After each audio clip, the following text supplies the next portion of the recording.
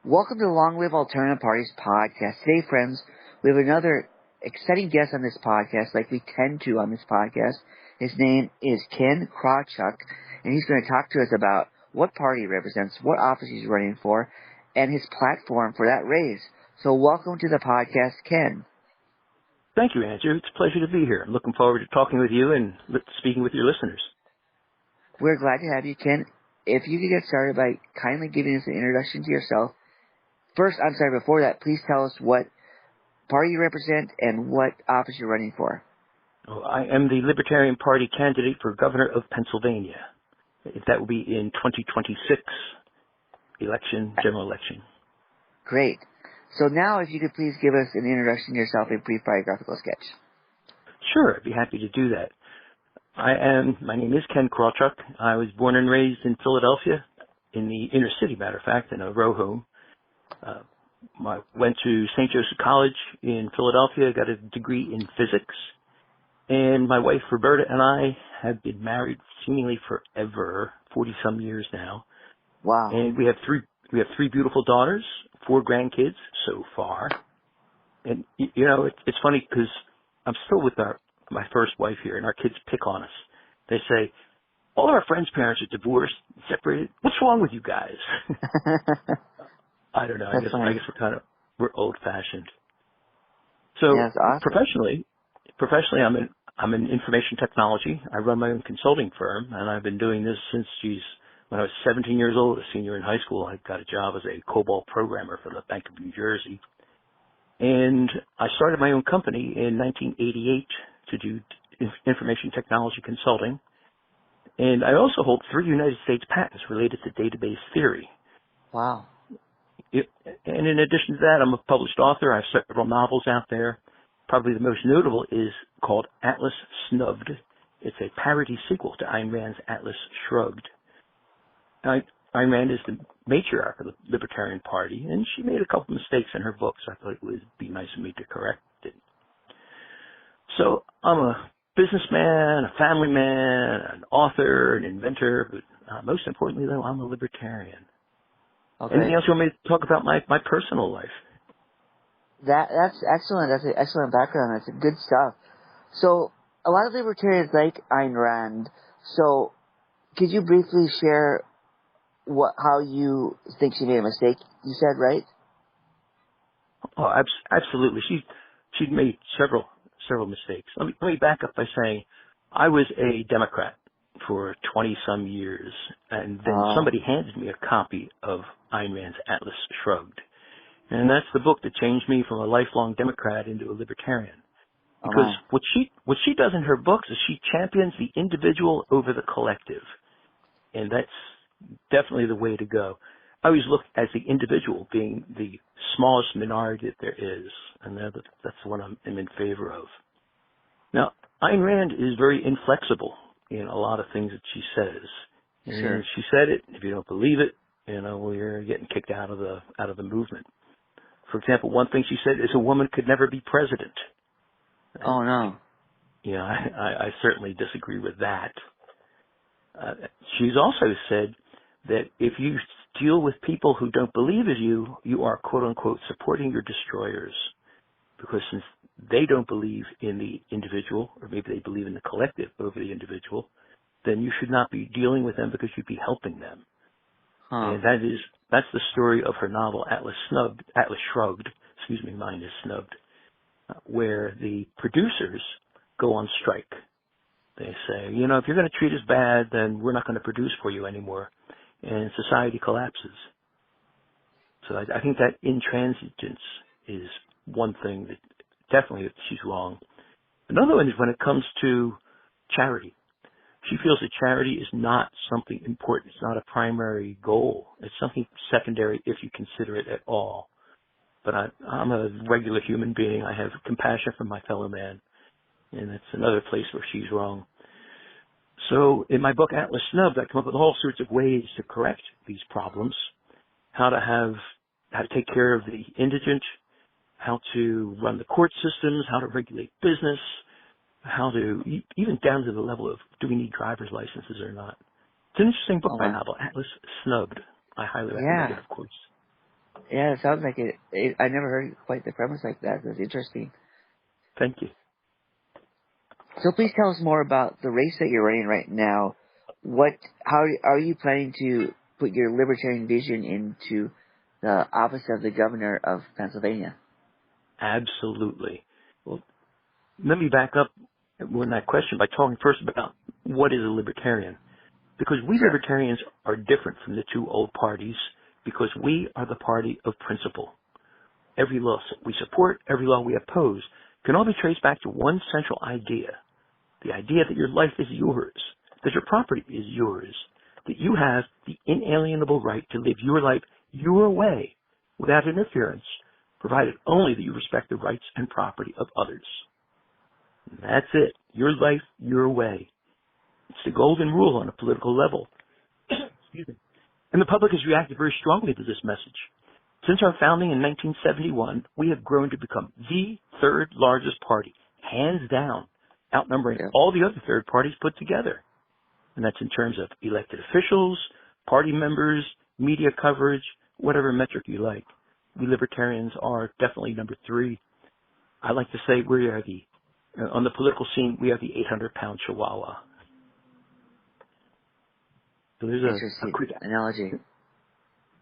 and that's a quick outline of the Libertarian Party. Now, where we're at in the process is in the spring of the election year, we hold a convention and we choose our candidate. And our next convention to choose the governor race would be in March of 2026, and it's going to be held in Warminster, a Philadelphia suburb. And right now, I've been traveling the state lining up delegates because the delegates are going to be the ones to choose that. And assuming that I do get the nomination, and right now I am the front runner for the nomination, assuming that happens, the next step is to get signatures. We need 5,000 signatures to get my name on the ballot, statewide ballot, which is really a shame because for Governor Shapiro to get on the ballot, he only needs 2,000 signatures. Yeah. Even though the Pennsylvania Constitution says all elections shall be equal. Well, some people are more equal than others, you know? Yeah. And, you know, Andrew, it used to be worse, too. It was only about 10 years ago, there was a complicated formula that determined that. I ran for governor in 2002 against Ed Rendell. And at that time, I needed 21,000 signatures to get on the ballot compared to his 2,000. So we made a federal case on it. I was a plaintiff on the case, and we got that number reduced to 5,000, which is still not equal. But, you know, you take what you can get, 5,000. A lot better than 20,000. Oh, yeah, definitely. Yeah, a lot better. So that would be it. Once I get on the ballot, submit the signatures. There's a lot I could say about that process. It is very complicated. They're doing their best to stop challengers. And let me just parenthetically here mention that in the last statewide election for state rep and state senate, there were 253 seats up for grabs. More than half of them had only one person running. It's like, what is this, Soviet Russia? Only one candidate on the ballot? That's because they've made it so difficult for third-party candidates to get on the ballot that they just don't want the competition. But I digress here. As I said, there's a lot that we could talk about here. But getting back to the process, once we get the signatures, we turn them in. They can be challenged by anybody in the state. And if they challenge them, I could be thrown off the ballot for invalid signatures, not following the exact process, things like that. And in 2006, a green guy, Carl Romanelli, he collected 98,000 signatures, and they knocked him down, and they kicked him off the ballot, and they fined him. They fined him $80,000 for having the temerity to run for public office. Ugh. And that was something that got changed with that court case 10 years ago. It lowered the signature count to 5,000. They also ruled those fines as unconstitutional. So like I said, they don't want the competition. It's one of the things that I'm really leaning on is to change those laws, and I could talk about that. But assuming that I get on the ballot and I'm not challenged and the people of Pennsylvania vote for me, then I have many, many things that I would like to see done. Obviously, they're all based around that one idea that you can live your life your way without interference, provided you respect the rights and property of others. And right now, everywhere I go, the biggest issue is taxes. Okay. Taxes are way, way too high. And they're high because spending is high. And spending is high because politicians love to glad hand your money around. Well, what I'd like to do is that trend, I'm going to bring it to an end. And there are several ways that I can do it, all based on the Pennsylvania Constitution. Because I can limit the growth of taxes using the veto. Anytime they try to pass a tax increase or anything like that, I will just say, nope, I will veto that, and they will have to try to override my veto, which is always a difficult thing to do. So I should be able to hold the line on taxes. And looking beyond that, I can reduce the tax burden too, because the Pennsylvania Constitution gives the governor the power of the line item veto. Okay. That means that I can cross out anything that I don't like in any bill. So if they pass me a budget that says, oh, we're going to do junkets, yeah, we're going to do special interests, like, for example, almost $500 million a year is given to horse racing in Pennsylvania. Andrew, are you a horse racing fan? Absolutely not. My dad was a compulsive gambler, so no. Well, if you're a horse racing fan, don't vote for me, because I'm going to use the line item veto to get rid of that pork barrel spending and all the other pork barrel spending that I can find. And some of them are things that you wouldn't even think about. For example, primary elections. Why do we, the taxpayer, have to pay for their beauty contests? It's like Ford having to pay for General Motors board of directors meetings. No, it's not us. What we libertarians do this coming March, we're going to get together on our own dime to choose our candidates. We're not going to be asking the taxpayers to fund that. Well, with the line item veto, gone. Primary elections, gone. Let them pay for it themselves. They can hold their primaries. Have fun. But we're not going to pay for it, we taxpayers. One thing after the other. Using that line item veto, I can hold the line, not only hold the line, but also cut taxes. And what I'd like to do is, over the course of my 4-year term, I want to eliminate the Pennsylvania personal income tax, little by little, year after year. So, if you reduce the spending, will that not need the income tax, or is there another way you plan to collect revenue?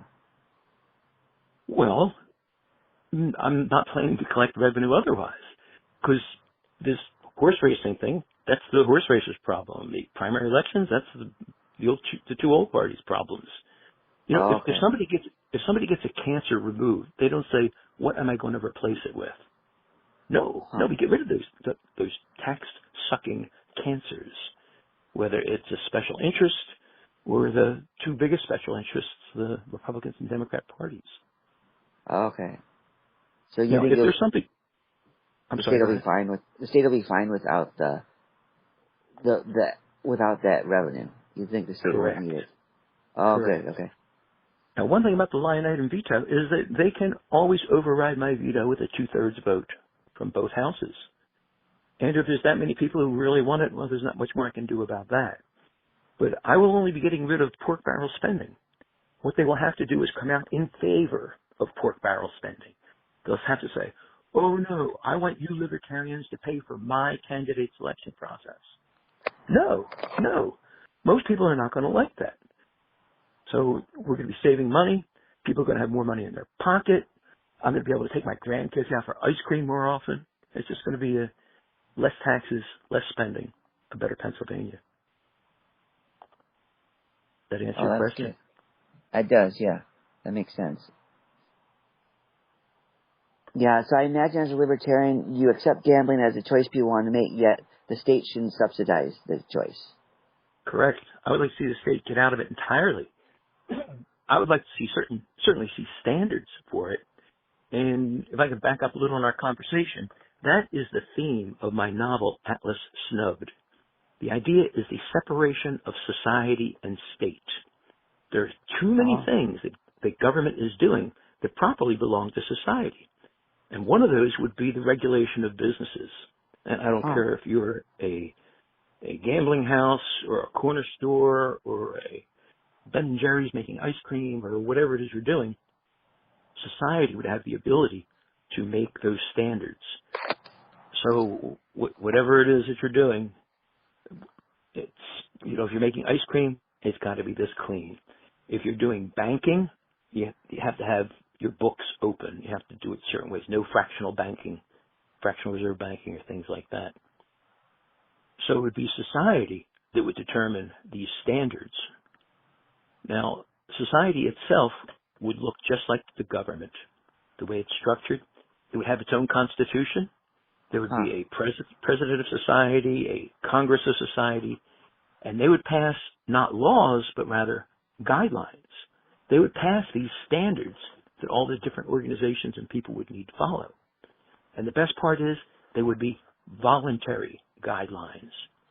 So if Ben and Jerry want to experiment with a different kind of ice cream, let's say a cannabis ice cream, which would be illegal or against the standard, then they could just advertise that, say, we meet all of society's standards except for this one. So what that would do is it would allow more innovation, more people to do things that they want to try out without all the over-regulation we have now. Oh, So sure. separation of society and state would do that. So I'm a big proponent of getting a lot out of the government. And Sounds great. horse racing is one. Yep. Thank you, sir. You should read my book, Atlas Snubbed. All right. We'll put that into consideration. Sounds good.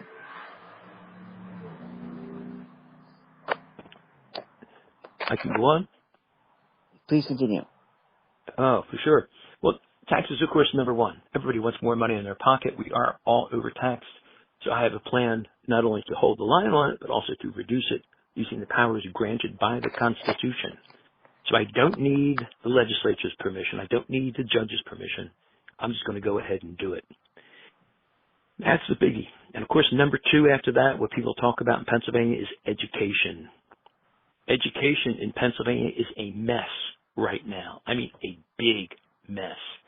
The PSSA, the school assessment, Pennsylvania assessment, it showed terrible performance. Half of Pennsylvania's 4th and 8th graders can't read proficiently at their grade level.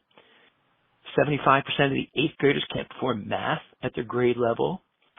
And the 2024 Keystone exam identified 18 schools that don't have a single student that tests proficient in English or math. Education is a mess. The reason why it's a mess is because it's a monopoly. 95% of all kids in Pennsylvania go to the same school system, the government school system. And like any monopoly, the costs are high, the choice is low, and the quality is certainly not that good. What I would like to do is completely revamp how education is performed in Pennsylvania.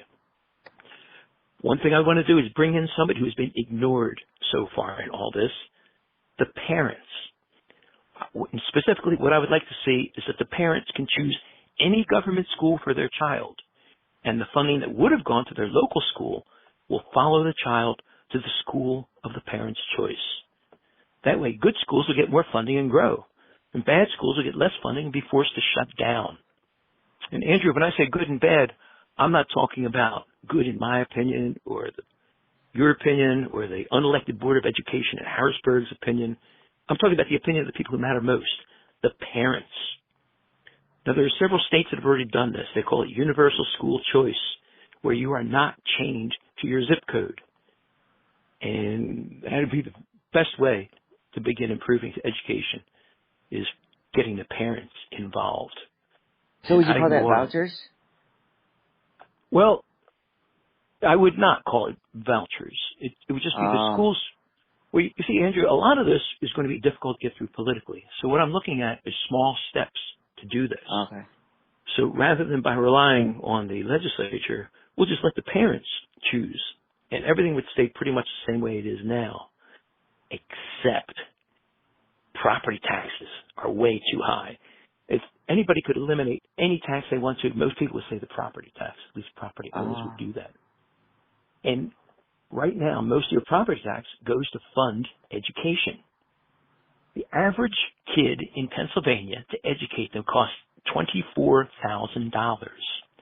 The average private school, I mean, leaving out the fancy schools, the average private school in Pennsylvania charges less than half that.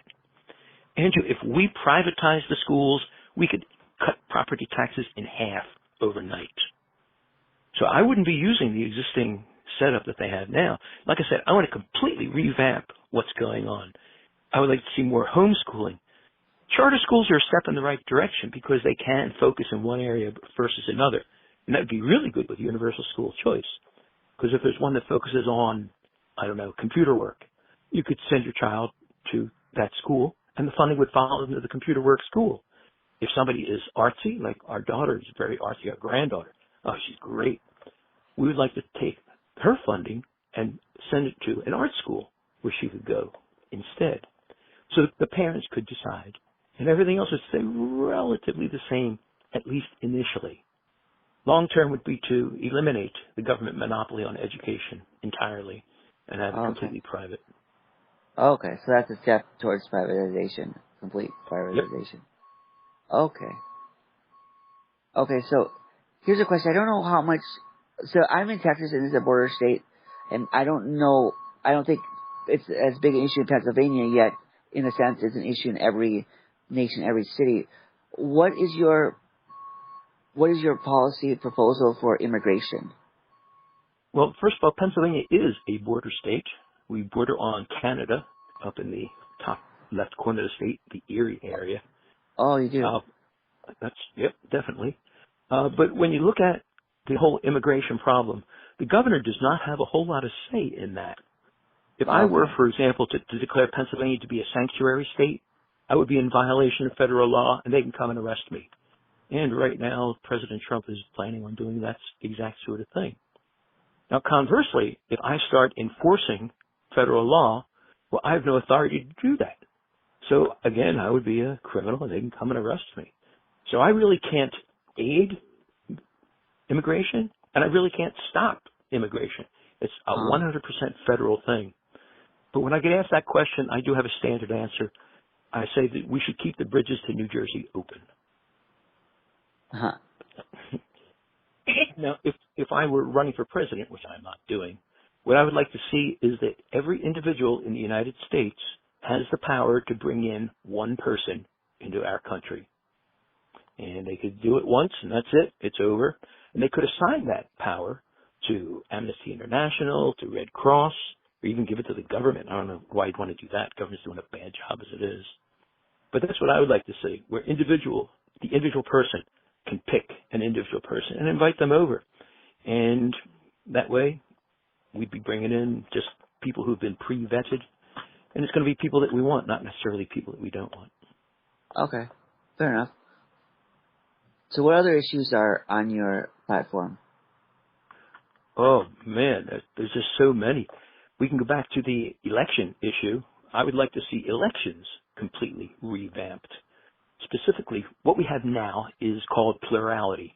Everybody votes, and the person with the most votes wins. It has been recognized for hundreds of years as the absolute worst way to vote.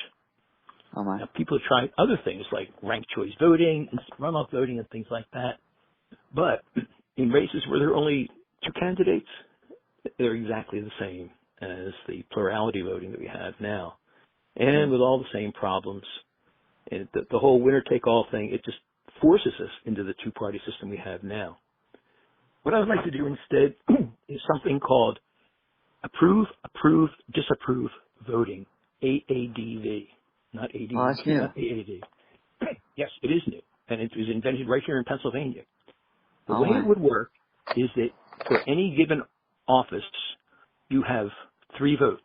You can approve of 0, 1, or 2 candidates, and you can disapprove of 0 or 1 candidate.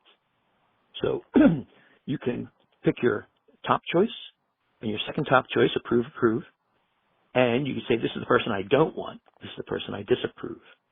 Now for each approval, that person gets a +1 on their score. For every disapproval, they get a -1 on their score.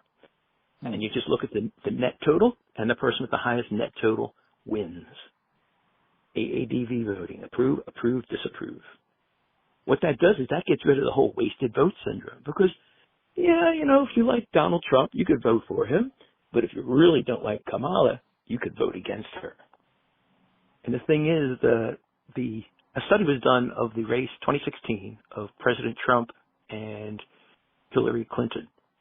And they found that President Trump had a base of 12% who would vote for him no matter what. And Hillary had a base of 11% who would vote for her no matter what. But both of them had a disapproval rate in excess of 50%. If we had AADV voting in place, neither one would have been elected. Oh, wow. Who would we have had instead? A Libertarian president? A Green president? A Working Families president? See, the problem with our election system is our voting system, because it's set up to let them monopolize it. And that's what we have here in Pennsylvania. As I said, more than half of the races in 2024, there was only one candidate. It'd make it easier for other people to run. And another thing, I'd like to make it easier for third parties to run. I already mentioned the fact that I got to get 5,000 signatures and the other people only got to get 2,000. That's just not fair, and it's unconstitutional. So what I would like to do is make it easier to become a political party. And we Libertarians and the Greens and even the Communists, we've gotten together. We put together something we call the Political Party Equality Act. And the first thing it does, it says if you have 1/20th of 1% of the voters in your state in your party, then you are automatically considered a political party, and whoever your convention nominates becomes your candidate. No more signature collections, no more costs, because it costs money to file your paperwork. None of that stuff. You're not relying on the taxpayers at all.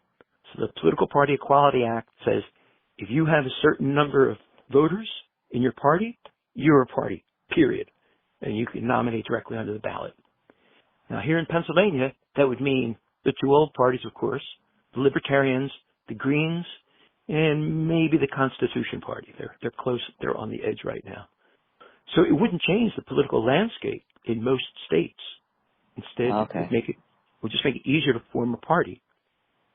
And another thing that it does, it would also eliminate the taxpayer funding primaries. They could still have their primaries, but they pay for it. Everybody has to pay for their own. That would be it. So that would be another way that we could improve the elections. Oh, that's great. If you want, I got a third way too that we can do. If you want to, what's the third way? Eliminating gerrymandering. Oh, great. Right now, gerrymandering is crazy. I don't know. You look at any map of any district, and it's crazy. There's something we could do instead. And the same guy who came up with the AADV voting, he came up with something called the split line method of districting. What you do is you take whatever the size of your area is, take, say, Pennsylvania here, cut it in half, draw the shortest line that would distribute the Pennsylvania population into two groups, the shortest line. Then take those two groups, and again, taking the shortest line, divide them into two more groups, and you take it down to whatever size group is necessary. So Pennsylvania has, what do we have now, 16 congressionals. We'd break Pennsylvania into 16 districts, all with the same number of votes in them. Now, you don't necessarily divide a city or a neighborhood or anything like that, but it's a mathematical thing. So there's no politics involved. There's no judges involved. There's nobody saying, oh, we're going to do it this way. We're going to have this neighborhood be part of that. No. None of that's there. It's all mathematical. It's straightforward. You can't mess with it. And that would be another way of doing it. So by creating these special Republican districts or special Democrat districts, gone. It's all gone. Everything's going to be strictly random. So there you go. I'm sorry, I cut you off. Go ahead, please. No, I was just going to say, so there are several ways that we can improve the voting in Pennsylvania. The Political Party Equality Act, split line, AADV voting, and these things are going to just completely change the landscape of our political scene, and I can't wait. Perfect. That's why I'm running. Yeah. I got kids. You love election reform. Yeah. Oh, for your grandkids. Yep. And for you. For you're no, thinking in the future. So, Ken, what's your strategy for reaching your voters? Wow. The strategy for reaching voters, I'm already doing it. As I mentioned, I ran for governor before. And the best thing that I found is to go to the schools. Oh. I would say more than half of my appearances are at colleges, high schools, hitting the seniors, the 18 and over. So I'm looking for the younger side. Last time I ran, the majority of my appearances were at schools. And they're the ones, because I can go in there and I can give them the straight truth, just what I'm telling you. I could tell them things like how flawed their education is, how it's being decided by an unelected board of education in Harrisburg. What I'll do is I will hold up a copy of the Pennsylvania Constitution and I will say, how many of you have read this? Andrew, no hands go up. I say, how many people here were taught this? No hands go up. We have a monopoly. They have a monopoly on education in Pennsylvania. They say who can teach, who can't teach, what gets taught, what doesn't get taught, what days they got to be in there, everything like that. And with all that power, they do not teach our kids the Pennsylvania Constitution. Cut me a break. I go in and I tell them that, and I read them the Pennsylvania Constitution, the Declaration of Rights, our Article 1. It's like the Bill of Rights, only stronger. It's got all sorts of things in there that they just don't want you to know. One of my favorites, well, let me back up, because Section 25 of Article 1 says, everything in Article 1 is removed from the power of government forever. So everything in there they can't change. But there are things in there that they do change. For example, Article 1, Section 21 says, the right of the citizens to bear arms in defense of themselves and the state shall not be questioned. Shall not be questioned. But they question it all the time. But Article 1, Section 25 says it's forever inviolate. But they question it all the time. Huh. There's another one. All elections shall be equal. I mentioned that one earlier. It's not equal. I got to get 5,000 signatures and 2,000. But the Constitution says it should remain forever inviolate. They're not doing it. It also says that the people have at all times the right to alter, reform, or abolish their government in whatever manner they think fit. Well, that means we should have initiative and referendum here in Pennsylvania? We don't. The legislature has stolen that from us against the Constitution. They violate the Constitution in so many places because it's not being taught. Nobody knows. And Andrew, let me put you on the spot here. Have you read the Texas Constitution? I believe I have, yes. Wow. You, sir, are unique. Thank you, and congratulations. But getting back on point, what I do, I go to these schools, and I give them the unvarnished truth. The fact that, well, I'm not going to repeat myself. All the different things. The fact that they're not being taught what's going on. They're treated more like prisoners. It was funny. I have a little Swiss Army knife. I held it up and I said, how many people get in trouble for bringing this to school? And a security guard comes over and says, sir, put that away. Sir, put that away. It's an inch and a half long. It's a little Swiss Army knife. Anyway, so that's where I was gaining most of my support in prior elections, was by the young people that I could mobilize to get out there and vote. Oh, and they're also a good source of volunteers. Oh, interesting. Yeah, sure. Yeah. And it's interesting to see, too, because I'm also a Toastmaster. Oh, good for you. And I run a Toastmaster club at Drexel University in Philadelphia. And it's funny because a lot of my speeches will be somewhat political. Oh, does your club like that? What do they think about that? Oh, they love it. Well, there's a certain cachet, that a certain celebrityhood if you're running for high political office. It's interesting. In fact, I found myself on the other side of the Me Too movement, where women would come up to me, but I'm not going to talk about that. But anyway, so yeah, that's one thing. Another thing is, of course, getting out into the debates. When I ran in 2002, I was in 4 of the 6 debates. 2 of them were broadcast nationally, 2 of them broadcast statewide, and after each one, my approval rating just shot through the roof. I started getting calls from the media. The Philadelphia Inquirer, a very liberal newspaper, kept calling me up saying, Ken, update your schedule. Where are you going to be tomorrow? Things like that. So the debates are a good way of getting in, but it's sometimes an uphill struggle. For example, I also ran for governor in 2016 against Tom Wolf and I forget the Republican guy's name. Not important. Anyway, they've refused to debate. I sent them letters, personal letters to their home saying, please, let's debate. And they said no. The League of Women Voters put together a debate, as they should, and it was me and the green guy. And the other two, they didn't even answer. They said, no, we're going to ignore you. So it's stuff like that. And I'm expecting our boy, Joshing Shapiro, to do the same thing. I can talk about, I call him Joshing Shapiro because back in, well, he was once my town councilman. And then he became my state representative.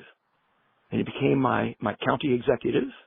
And then he became my attorney general. Well, when he was my state representative, this is in 2005, I asked him, would he please support our Voters' Choice Act to make it easier for third parties to get on the ballot? And he replied to me in writing saying, I support free and equal elections, and I will support your Voters' Choice Act. Well, Andrew, it got introduced, and it got put into committee, the state government committee. He's on the state government committee. And when it came up to a vote, guess what he did? Vote against it. He voted against it. You're right. And I was there. I testified in favor of it and everything. And I walked up to him after. I says, Josh, you said you were going to support this. And Josh says, well, Ken, we got to get our signatures in January in the cold. And I don't. Josh, you guys wrote that law. I just don't put that on me. If you don't like it, change it. Nah, Ken. So I'm not going to call him names, but I will call him Joshing Shapiro. I'm not going to call him a liar, even though he wrote me in writing and he went the other way. I'll call him Joshing Shapiro. And I can't wait to get into the debates. I bet he won't debate me. Yeah, I imagine not. Because he's got a lot to lose. And there's so many other things. More than almost half of his funding in the last election came from out of state. Oh, no. Why are out of state people interfering in Pennsylvania's elections? Pennsylvania, in election law, we forbid corporate donations. If you want to donate, you got to have a name to it. It's got to be you. It's got to be me. It can't be some big behemoth faceless corporation. What I would like to do is I would like to eliminate out-of-state contributions as well. What are they doing in Pennsylvania? Get rid of them. So many things that we can do to make Pennsylvania's government cleaner, more open, more transparent. You got me started here, man. I'm annoyed. People say, why are you running? Because I'm mad as hell. I'm not going to take it anymore. One of the things I'm saying is campaign slogan. It is, and pardon my French, it's erase the bullshit. Because that's all it is out there. There's bullshit when it comes to how the courts are run, bullshit how the elections are run, bullshit all of the different special interests and everything like that. So we're passing out little erasers, and that's what I'm going to do. The eraser is the symbol of my campaign, erasing all that bullshit. Well, that's into this novel. Thank you. Let's hope. And it's interesting because Joshing Shapiro, his slogan is getting shit done. It is. And he's not. He's not. Right now in Pennsylvania, the big thing going on is our mass transit. No, I'm sorry, that's the second biggest. The biggest thing is we don't have a budget. Our Constitution says you got to have a budget by the end of June. Here it is now. What is it? It's the middle of October when this is being recorded. We still don't have a budget. He is not doing his job. And with me, they can send me any budget they like. I already told you, I've got that line item veto. I will just get rid of those things that government should not be doing. Prisons, sure, we keep the prisons. Elections, yeah, we keep the general election, yeah. Safety in the streets, state police, yeah, we keep all those things. But all the other garbage, gone. Okay. Can't wait. So, Ken, other than buy your book, how can our audience support you? Well, the best thing to do is to visit my website, Okay. kenk4pa.com, and sign up as a volunteer. You don't have to live in Pennsylvania to do it. There's a lot of stuff that would need to be done otherwise.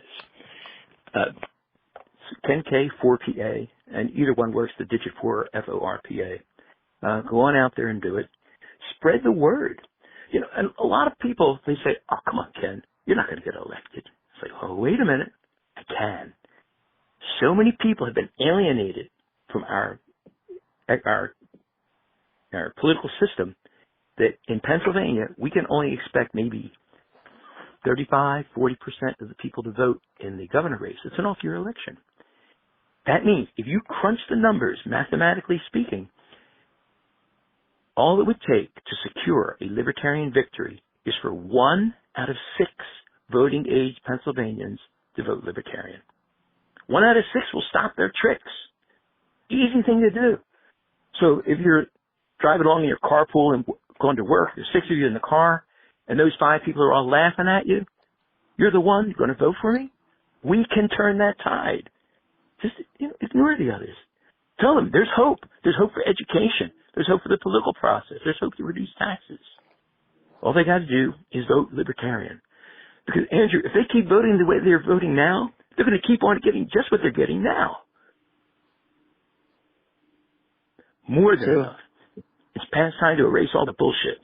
Vote for Ken Krawchuk, Libertarian for Pennsylvania governor. All right, perfect. Ken, we thank you for coming on the podcast today and talking about your vision for your campaign and for your state. Oh, no, Andrew, thanks is definitely for you, because you're one of the people helping to get the word out. You're one of the people who's going to help me get elected, and for that, sir, I thank you. Our pleasure. So we wish you the best of luck in your campaign and also with everything else you do in your personal and professional life. Thank you. All right, take care and all the best. You too, sir.